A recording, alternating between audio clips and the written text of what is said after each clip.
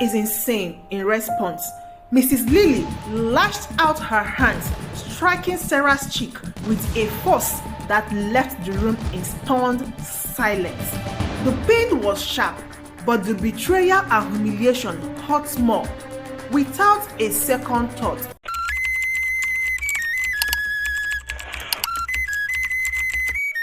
this is Sarah, a very beautiful girl in the village of Amity. Before I continue my story, please consider subscribing to the channel. We are committed in giving you the best story. Now, let me take you on a journey that changed Sarah's life forever. Weddings are supposed to be the epitome of joy and love. A day when two souls intertwine. That's what Sarah believed. Sarah, along with her family and friends, eagerly prepared for her big day.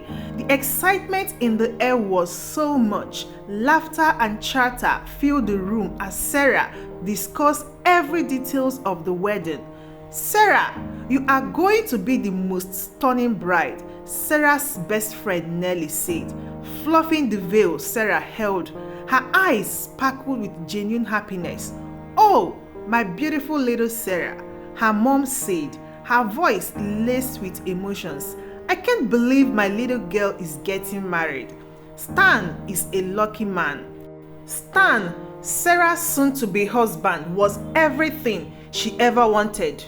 Kind, loving, and supportive, he was Sarah's rock. But as much as she adored him, she couldn't shake off the unease she felt about his mother, Mrs. Lily. Speaking of the devil, she entered the room, her smile a bit too stretched. "Oh, Sarah, everything looks lovely, just like I imagined for Stan's wedding." Her emphasis on Stan's wedding struck a chord. Sarah forced a smile. "Thank you, Mrs. Lily. We are all excited as we continued with the preparations." Mrs. Lily's presence was like a dark cloud. Her comments, though veiled as compliment, often had a barbed edge. "You know, Sarah, it is traditional in our family for the bride to wear the Lily's family loom. This necklace," she held up an antique, somewhat old necklace. "I appreciate it, ma, but I really have my grandmother's necklace to wear," Sarah replied, trying to keep the peace. Lily let out a deep sigh. I just thought you want to honor Lily's family's tradition." The day progressed with lots of subtle digs here and there from Mrs. Lily, but Sarah brushed them off, focusing instead on the love and support around her. Her dad, ever the joker, lightened the mood. "Remember, Sarah, if Stan ever gives you trouble, you have a home here."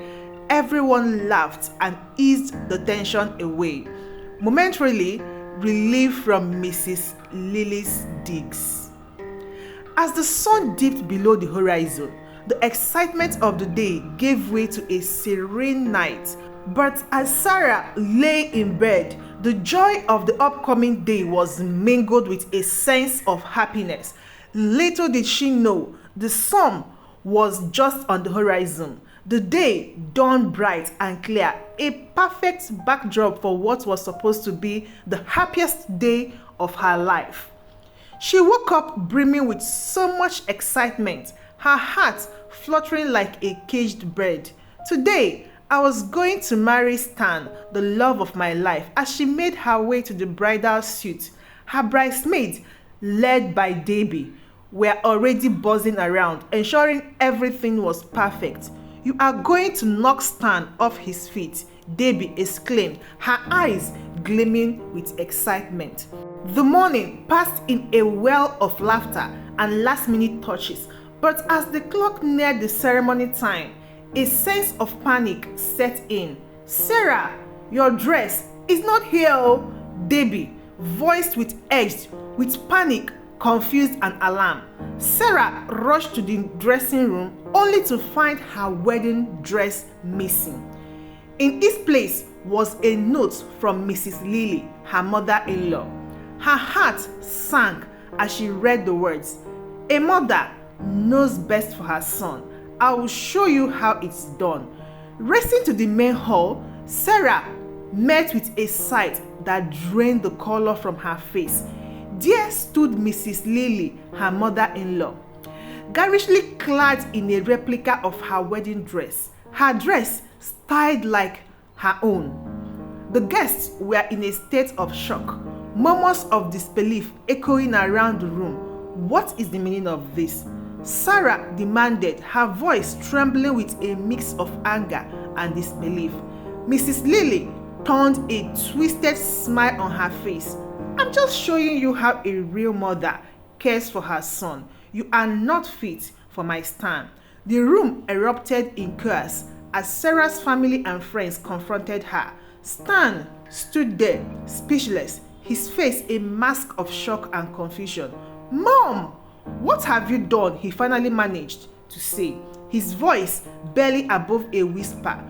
But Mrs. Lily was far from done. "And another thing, Sarah, you'll be moving in with us after the wedding. It's what's best for Stan. I refuse to live under the same roof as you." Sarah shot back at her, her resolve hardened. "This is insane." In response, Mrs. Lily lashed out her hands, striking Sarah's cheek with a force that left the room in stunned silence. The pain was sharp, but the betrayal and humiliation hurt more. Without a second thought, Sarah pulled out her phone and called the police. They arrived within minutes, and the sight that greeted them was one of utter disarray amidst tearful guests and a sobbing Stan. They took Mrs. Lily into custody for assault. The wedding was halted, the day of joy turning into a nightmare as the guests dispersed. The reality of what had happened began to sink in. Sarah was supposed to be a bride, but instead she stood there, a victim of a bizarre and cruel act, standing alone in the now empty hall with the remnants of a shattered dream around her. She knew one thing for sure: she wouldn't let this be the end of her story. It was time for Sarah to control, to fight back against the toxicity that had invaded her life. This was just the beginning. The aftermath of what should have been her wedding day was a blur of emotions, anger, disbelief, and a deep sense of betrayal churned within her. But beneath it all, a fierce determination took root. Sarah was not going to let Mrs. Lily's action define her life. As she sat in her now quiet living room, Debbie came over her, her face etched with concern. "Are you okay?" That was crazy. She looked up, her resolve clear in her eyes. "I am going to make sure she pays for this." "Debbie, legally, no one should ever go through what I did." Debbie nodded, her expression turning serious. "That is the plan. I need evidence, concrete proof of her intentions and actions." Sarah began. "Evidence is everywhere. People have videos." Her mind racing with ideas, remembering how she always bragged about her precious family. "I bet there is record or something that goes beyond the assault. I want to go beyond that. Debbie, you have to help me." We started gathering information. We sourced for social media, collecting statements from the wedding guests, and even managed to get security footage from the venue. Piece by piece, the puzzle of Mrs. Lily's deceit came together. Meanwhile, Stan tried to reach out to Sarah. He was torn between his mother and Sarah, but Sarah couldn't afford any distractions. This wasn't just about her, it's about justice for everyone who might become her next victim. The day of the court hearing arrived. Armed with Sarah's gathered evidence, Sarah stood tall, ready to face Mrs. Lily in the courtroom. The courtroom was silent as the evidence was presented. The footage, the testimonies, and the paper trail. It was overwhelming. Mrs. Lily sat there, her usual arrogance replaced with a look of defeat. When given the chance to speak, she started with what seemed like an apology, But Sarah knew better. She said, "Sarah, I'm sorry. I never meant for things to go this far. Can't we put this behind us?" Her words fell on deaf ears. "There is nothing to put behind," Sarah said firmly. "You made your choices, and now you must face the consequences." The judge, after deliberating, handed down the sentence to Mrs. Lily. Mrs. Lily was found guilty of assault and other charges.